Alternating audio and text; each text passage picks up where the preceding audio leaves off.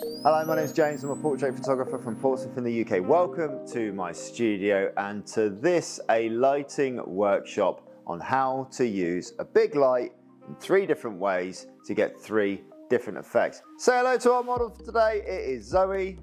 Hi guys. And we're back. That's it. No more talking from you. We can't afford her to say any more words. We've got our Bridgerton set here at the back here. We've stylized the Bridgerton set. It was in the previous video. We're just going to take you around it very, very quickly. Zoe's going to escort you through here. We can see we've handmade flowers and drapes and all sorts of things working on a really, really nice color scheme with predominantly pinks and blush colors, some beige in there, and then some accent colors of purples and greens there, just working on that section of the color wheel. It's really cool, doesn't it, Zoe? Yeah, it's really nice. Shut up. It looks really good, doesn't it, Zoe? It looks amazing. Yeah, thank you for your feedback. It looks really good, doesn't it, Zoe? It looks phenomenal. It looks phenomenal. It's a really, really cool set and it looks amazing. So it should be one less thing for me and for our model Zoe to worry about. We don't have to worry about the set because it looks amazing. But how can we transform that set and make it look even more dramatic by moving one light in 3 different ways? We're going to show you how we're going to do that today. We've got a big C stand here, which is a really, really rigid form of a tripod light support. I love using them. It's amazing. Get yourself a C stand. They're great in studio, really heavy duty. We've attached a power pack here, the ELB 500 all the way up there to our Elegance head at the top. So it's running off of the power supply here with a massive, massive octabox in front here, and this octabox is shining loads of light down on Zoe here. We've measured this out so that we know that we're getting even lighting across the whole image. That's the benefit of using a big octabox, and a very, very shallow octabox as well means all of that light is going to spill out in different directions. It's not going to be too channeled, and it's going to give a soft light across the whole image, which means we're not only going to get great exposure on Zoe, we're going to get great exposure on the background and take advantage of all of the styling that we've put in there. The first place that we're going to place the lights, we're going to move it around here and just in front of Zoe here, quite high up there, angled down, looking down towards our model here. We can see if we come round to the side here, well, I should go round to the side that way, that's fine. We can see if we come round to the side here, that if we drew a line through the middle of the light, it'd be coming down just above Zoe's eyes there, which is going to give us great natural light. A bit like being outside on a cloudy day. That's the sort of thing we're going for here. And we've got the light right above her, and we're going to be shooting through here just to this side. If we look here, the light stand here is not going to be in the way. We're just going to shoot just to the side here. Because it's a soft light source, it's not going to give us too much directional shadow. It's going to go straight onto Zoe there. The camera that we're going to be using for this workshop here, Canon EOS R6 with a 24-105 f4 lens as my workhorse lens, as you know, in studio here. And we're going to take the first shot here with Zoe pulling a little pose here. I'm going to go a little bit wider on the focal length here, shooting it around about 35mm. One hand up on the hip there, perfect. And we're just going to see what we get here for this exposure. And for this shot here, we've shot at f8, ISO 100 and 160th of a second, and we're shooting in RAW so that we can process everything later on down the line. If we want to adjust shadows and highlights, easiest to do it with the RAW file. You're going to maintain the quality, and the ISO 100 is going to give us an almost completely grain-free image. But what we can see here, very simple image there of Zoe in front of the set, and very sort of flat fashion style lighting across the whole image. We're a little bit close to it there, so we can see sort of elements of the framework and everything in the background. So what I'm going to do is I'm going to shoot on a slightly longer focal length here with this same setup and come back a little bit further from it here, adjust my zoom there to just above 50mm. Similar pose there for me, Zoe, if we can, and we'll see if we can get it completely surrounded by everything there in the background, which we can there, and we filmed the frame, nicely filled frame, beautiful expression, looking straight down and flat lighting across the whole image. And what do we do if we want to create some sort of shape and some sort of form to the lighting pattern here? Well, first thing we're going to do is we're going to move our main light. We're only using one light for this entire workshop, and this light we're going to actually move all the way around 90 degrees round to the side of Zoe here. So we're going to bring it all the way down here, and I've moved it down and so that we can feather the light. This is what we're doing here. We've turned the light now away 90 degrees round from Zoe, and it's skimming across Zoe's face, Zoe's dress, and everything about her there. So all of this light is going to spill out of this light here, come across the front and give us a nice even source of light, but with direction, because we dramatically changed the direction of the light. If we come around here, you'll see that this light here, if we shoot the video from this position, you can see that this light is in front of Zoe, not right next to her. So the light that's coming out of the side of the light here, everything that's coming out here is the light that's going to be hitting Zoe there. So we've set this light up with the feathered edge, and we're going to ask Zoe to do exactly the same pose there for me. Actually do something similar there for me. We've allowed ourselves, because the tripod is now no longer right in front of Zoe, we've allowed ourselves a little bit more space, nice cleaner sort of environment here for us to work in, as my camera person falls over, as she always does, once every video. Little pose here for me, Zoe, and we're going to film the frame again there. Perfect, 3, 2, 1, go. And you'll see from this shot here, that feathered light is still giving us exposure against the background, but not as much as last time. It's not as flat as the previous image. And because of that, that gives us slightly more defined shape and slightly more defined form for the whole image, which looks really, really cool. Nice soft light going across her there as well. Simple lighting setup, and from this setup we can ask her to pull a few poses, do a few different things. So every time Zoe sees a flash, she's going to change her pose in here for me. Getting nice and close here, and 3, 2, 1, change, change, change, and change. Really simple. We know, of course, there's only one light in this setup, so that one light is the only thing that can go right, and it's the only thing that can go wrong. So if something's going wrong with the light, we know that it's happening over here. The last lighting setup we're going to do with this big octabox though is going to take me about 2 minutes to set up, because I need to adjust the whole position of the C-stand, get in some sandbags so it's nice and safe, and create something that's a little bit dramatic and a little bit more different. So we're going to come back to you in 2 or 3 minutes.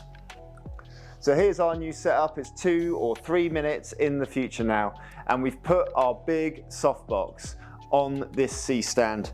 Come in nice and close, health and safety, okay? This C-stand's right above Zoe, and we want to protect Zoe and look after her, so we've used loads of sandbags down here on our C-stand legs to make sure that it stays in place so it doesn't cantilever and counterbalance over.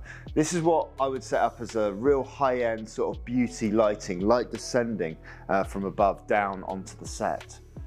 When Zoe stands underneath this and she comes a little bit closer here, she's going to be in this light. So all the way through, we're going to get you to lift your chin up, because the light is coming from all the way up here. If she brings her head down, and we'll just do a quick test shot first with that. If you look down, as we would naturally sort of try and do maybe more in portraiture, with her head down just a little bit like that, and eyes come straight towards me. Beautiful. Although we've got a massive light source, what we'll see there is we'll see that there are shadows in the eyes. And those shadows in the eyes are not great. We really, really want those eyes to sparkle and those eyes to shine. We want to see catch lights in the eyes, the little reflections of the lights that you get. So we're going to ask you to, all the way through this, pose with their head looking slightly up, as my camera person nearly falls over for the second time in this shoot. The other thing that's happened here, if we come around towards me here, using the principle of the feathered light previously, the feathered light coming out of the edge of this light here is going to hit the backdrop here, but it's going to hit it with less intensity than it did specifically in the first example, which was the high-end fashion lighting coming straight in. What that means is Zoe should be brighter than the backdrop. The backdrop will still be there to give us lovely textures, but Zoe is the shining star. She's the thing we really want to illuminate in this portrait. She's the thing that we want your eye to go to first. And I'm going to stop calling her a thing. She's the element in the picture that we want your eye to go to. So Zoe's going to give us a nice big pose here for me. We're going to try and do a full length one. So just cross the feet, something similar like this, hand on the hip, other hand up above the head here for me, something like that, and really lift the head back there for me like that. Maybe just bring the hand just up and over there. Perfect. Look at that. Do you see that mirroring there? Good mirroring there from Zoe. Great pose. Remember to lift those eyes up. Try and look up at the light right above you.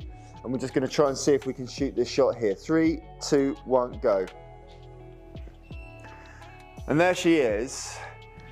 Little bit bright on the forehead. So the distance there between Zoe and the light is closer than it's been in any of the examples so far. And using the inverse square law, that means that the light is going to be brighter. So we can do a few things. We can adjust the power of the light, which I can do through my receiver because I can't go up there and reach that because it's too high up. But what I'm going to do is I'm just going to move my aperture up from f8 past f11 to around about f13, maybe a stop and a third there. We're just going to see how that changes the image, and we're going to go half length on this one and try and fill the background with all those wonderful fake flora and fauna in the background there. Different pose there for me, Zoe, if we can. Maybe something with the hair here, something similar to that. Remember to lift the chin up. Perfect. 3, 2, 1, go. Mirror this elbow with that elbow, so both elbows are out doing this. We've got a lovely zigzag coming through the picture there. Remember to lift that chin up there for me. Okay, go. Perfect. 3, 2, 1, go. Beautiful. Stunning shot there. So we've closed down that aperture now so the background's gone darker. I just want to move Zoe more into that feathered light, give us a little bit more to work with in terms of getting light in those eyes. So take a little step back there for me, Zoe, and a tiny little one again. So where she is now, she's right where the line of the softbox is at the back here. She stood right underneath it. So some of that more direction feathered light should be going into the face. It means that she might be a little darker in this first picture. So just any sort of pose here for me. We're going to go nice and close in here. Still remember to lift that chin up towards that light. That's lovely. Beautiful. Oh, there we go.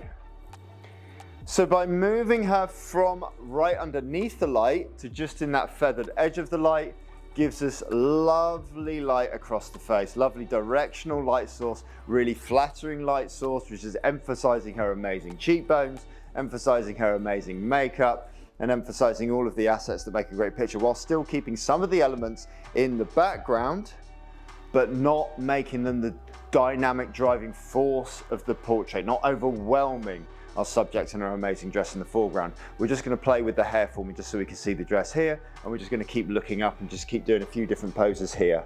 Perfect. 3, 2, 1, go. Change it. Change it. Change it. There. And now we're just going to do almost like an Alice in Wonderland one with the dress, where we sort of pick it up maybe to the side here with the other hand in the hair here, just like that. Perfect. There we go. There. Lift that dress just all in one movement there for me if we can. 3, 2, 1, go. Beautiful.